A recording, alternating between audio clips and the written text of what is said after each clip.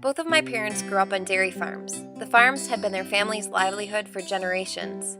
Their parents were farmers, their grandparents were farmers, their great-grandparents were farmers, and so on.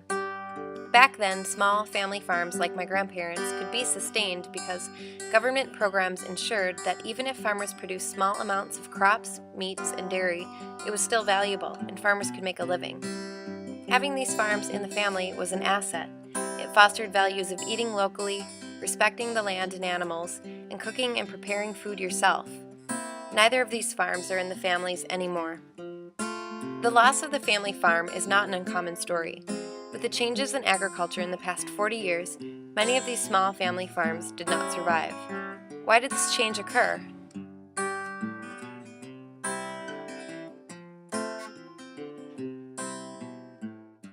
Food became really expensive and consumers started to protest. So this dude, Earl Butz, the Secretary of Agriculture, introduced a new policy that encouraged farmers to grow an overabundance of crops. This is why sometimes for miles and miles, all you can see is corn. Basically, it was a go big or get out kind of mentality, which then drove down the price of food and, as you now know, the quality of it too.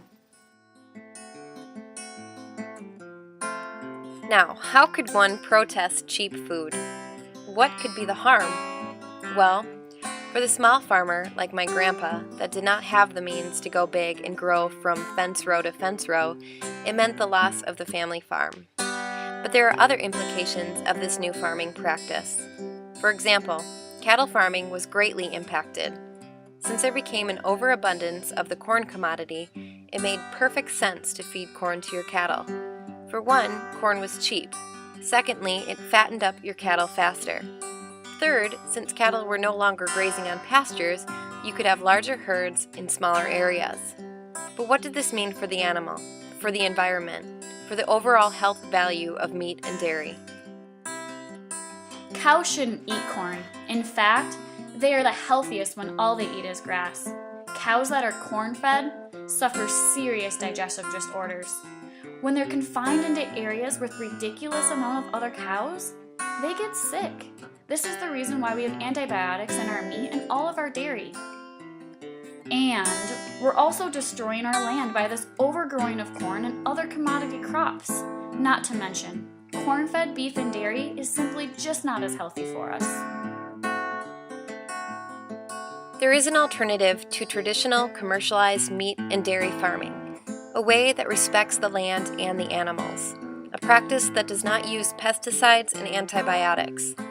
If you do research in your area, you are bound to find an organic, pasture-raised meat or dairy farmer.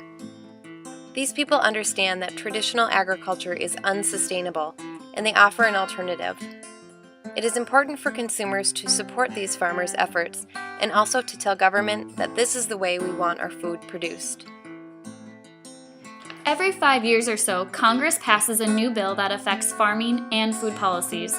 This bill is known as the Farm Bill. This is an opportunity for us to voice our opinion on how we believe our food should be produced. Take care of your body, love the animals, and respect the land. Here are a few final thoughts from a family farm that lives by these very principles.